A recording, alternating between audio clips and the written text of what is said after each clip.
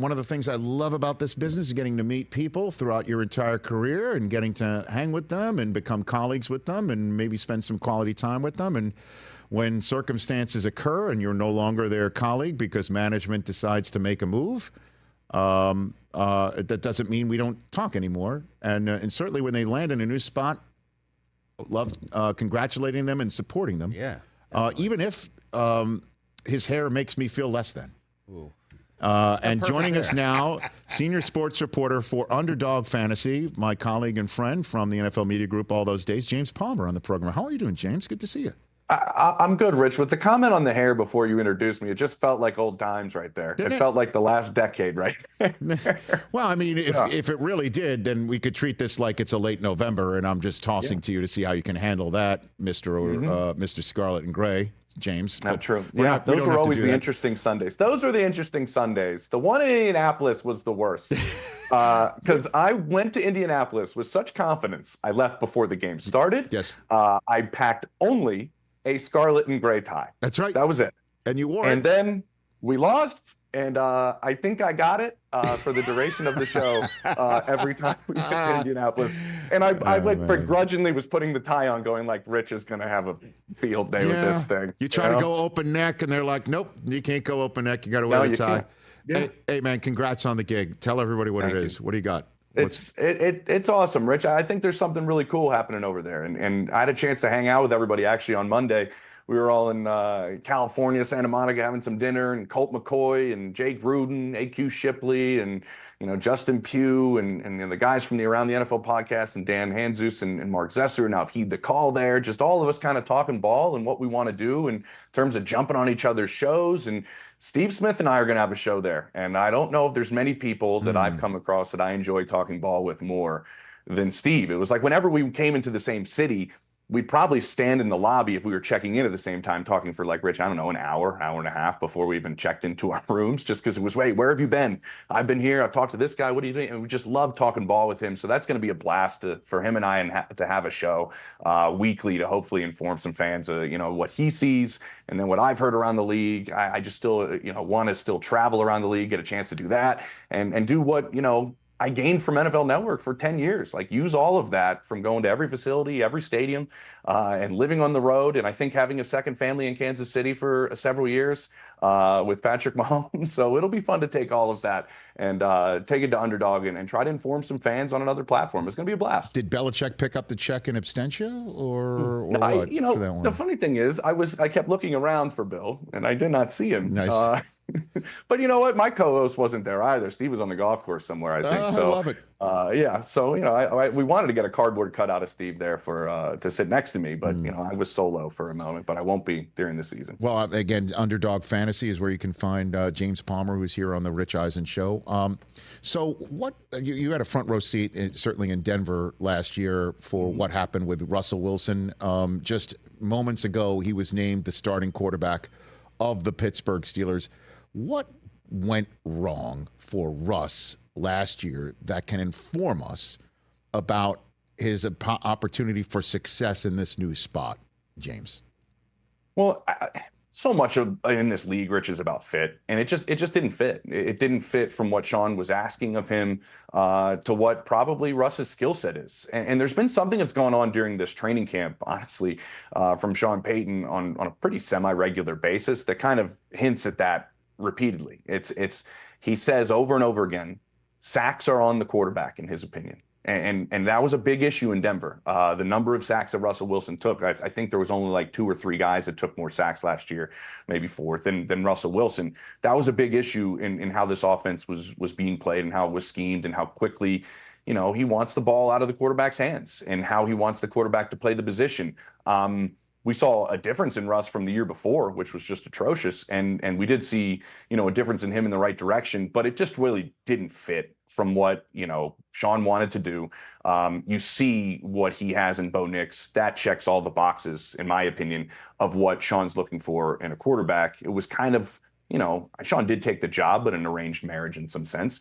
And fit was number one. And Sean was looking to move on from it. And we'll see if it fits in Pittsburgh. It's going to be an interesting one. I think week 1, name the starter. I think more interesting will be end of the year. Who do we have as the quarterback in Pittsburgh?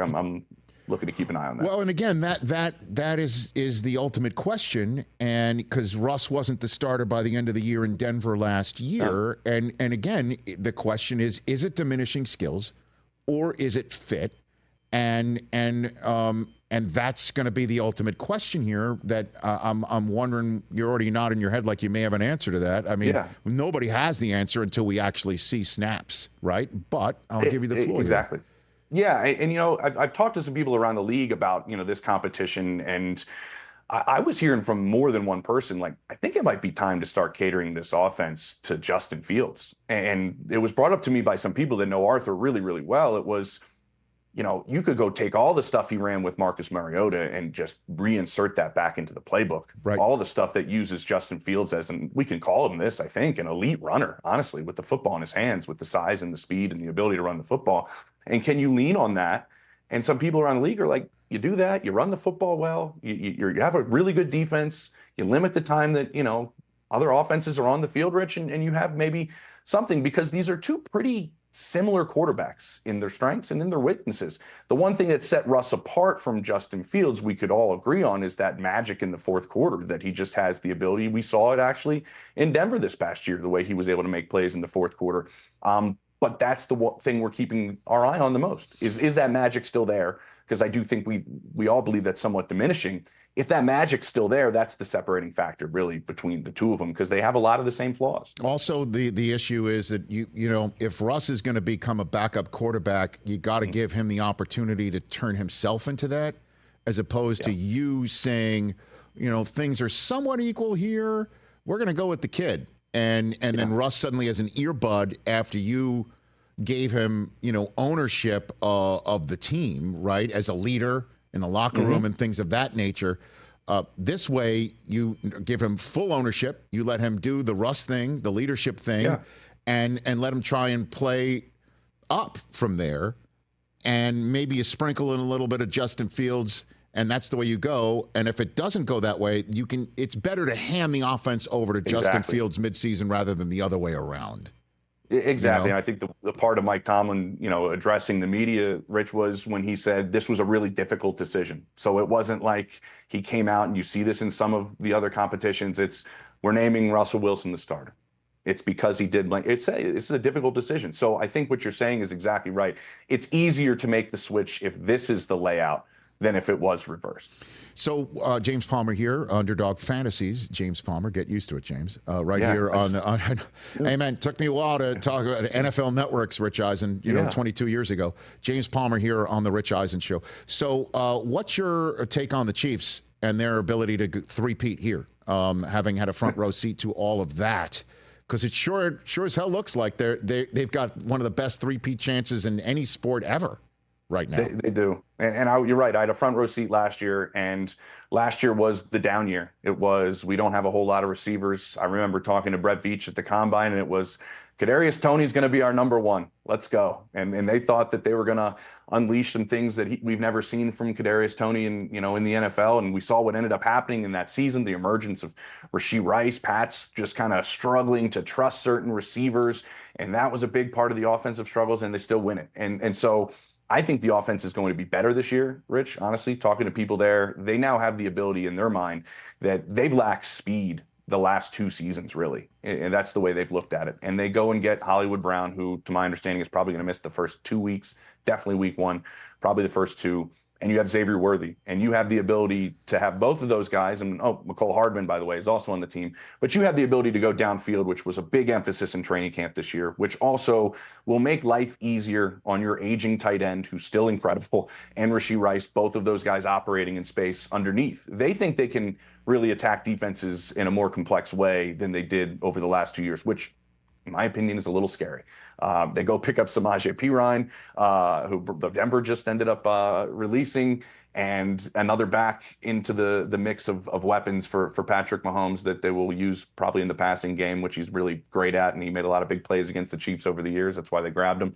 I just think they might be in a better position than they were a year ago, which is the scary aspect, because when I asked about Mahomes at camp, I just said, how's he looked? And they were like, otherworldly. So there you go. Yeah, I mean, him saying, it'll get handled when it gets handled, about the whole Kermit Gate thing, like it just seems to be about him. Enough of a chip still on his shoulder here, whether it's manufactured or not. Fourth, best player in the NFL as voted by his peers, and the guy who he's won back-to-back championships without is number one. It just seems that there's that, and that just in the same way that Brett Veach hit the crap out of the line after they lost the Super Bowl, they realized what they had last year as a deficiency, and they won in spite of. It looks like they hit that. I mean, and that Sky Moore, maybe he can actually take a step forward rather than a step back like he did last year. That might be it here. Yeah, and I think they've protected themselves, Rich. I think the Juju signing shows, we're going to probably have a suspension with Rashee Rice at some point. The last I talked to the Chiefs, they had no clue, whether it be at the start of the season. Sometimes those things happen. I don't know, this Friday. It's happened in the league before, but I'm not saying I know anything. But they're protecting themselves, and that's kind of what Juju would do if they lose Rashee Rice for any stretch of this season. They have multiple deep threats. They think they're better at tackle than they were last year. They didn't think their tackle situation, especially at left tackle, was a really good one last year. They think they've upgraded that. You mentioned the interior of the line. It's one of the best interiors in all of football between center and both guards. I think what we do want to keep an eye on is in December, where they play a boatload of games in a short period of time. And if they can stay healthy through that, that really, to me, seems like the only deterring factor of their season is I think they play 3 games in 10, 11 days. To me, that's the only really difficult thing we got to keep an eye on. When do we see you and Steve Smith do your new show? Right, when the season starts. Steve's gonna I think enjoy this summer of golf. I don't know if you follow his socials, Rich. He is on the links repeatedly. He texted me this morning. Sorry, I went to bed because I texted him last night. Sorry, I went to bed early. I played 9 holes in the heat. I was exhausted. He's playing golf every day, so we're going to start when the season starts. So what's the show called? The Red Ass in the Hair? What's it called, James? Listen, that's the other part. It's called 89, so your boy's not really getting represented all that much James, in this show. What's up with that?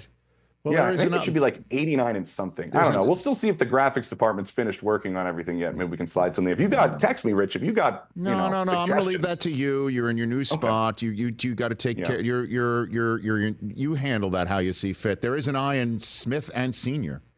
So you got to be careful. Palmer has 0 of them. Well, send my best to Steve and everything else that you're doing with Underdog Fantasy. Congrats on it. I was thrilled to see that news and appreciate you coming on today, James. I appreciate you, Rich. This is awesome. This felt like old times. Okay, excellent. Terrific. Thanks for the Zoom here. That's James Palmer. Everybody check it out. Senior sports reporter for Underdog Fantasy right here on The Rich Eisen Show.